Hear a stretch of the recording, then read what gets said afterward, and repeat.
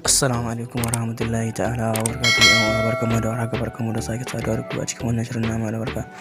A yau na zo muku da wani application mai matuƙar amfani. Kamar yanzu misali kana cikin WhatsApp ɗinka, kamar kana nan ga message ko kuma vocal da wani baka son a ga sunan wanda kake yin vocal da shi ko kuma kake yin message da shi.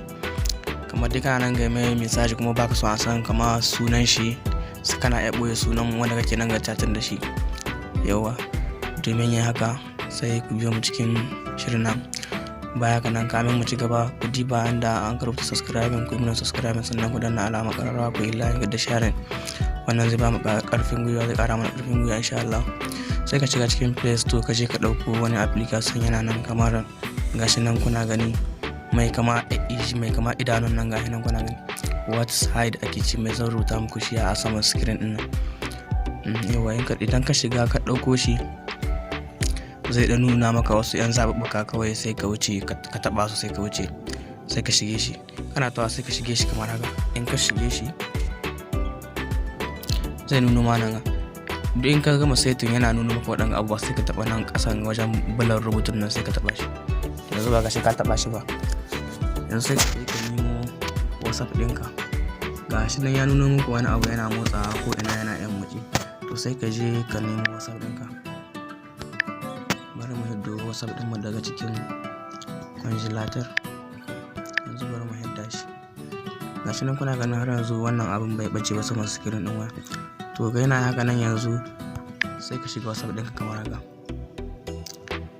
Kana shigowa sai ka shiga wanda kake son kai chatting da shi. In baka son a gani, sai ka jayo wannan abin da ka taɓa shi tun da zai shi ya hito, sai ka taho ka aza shi nan ga. A hoton ma kana ɗan ruhiya, gashi nan ba a ganin komi. Kamar yadda kuke gani yanzu, gashi nan an aza mai wani abu. Shi wanda ga son ya gani ka kana nan ga chatting ko ya san ku da wani yake nan ga message ba zai gani ba, kake nan ga WhatsApp. Haka za ka ɓoye shi hakan ga, sai ka jayo shi ka aza. Idan kana so kuma baka so, sai ka ɗebe shi. Wannan jan rubutun shi za ka taɓa sai ya ɓace. Kamar haka kun gani, gashi nan yanzu babu magana, ba za a gan shi ba, ka ɓoye shi kenan. Haka za ka yi ka gyara abunka. Idan kana so kuma ka ɓadda shi, sai ka taɓa wannan jan abun gashi nan kun ganin ga nan shi kenan ya ɓace. Kuma idan kana son ka dawo da shi, sai ka taho ka taɓa kamar haka, sai ka dawo da shi. Kana dawowa kuma sai ka taho, haka za ka yi.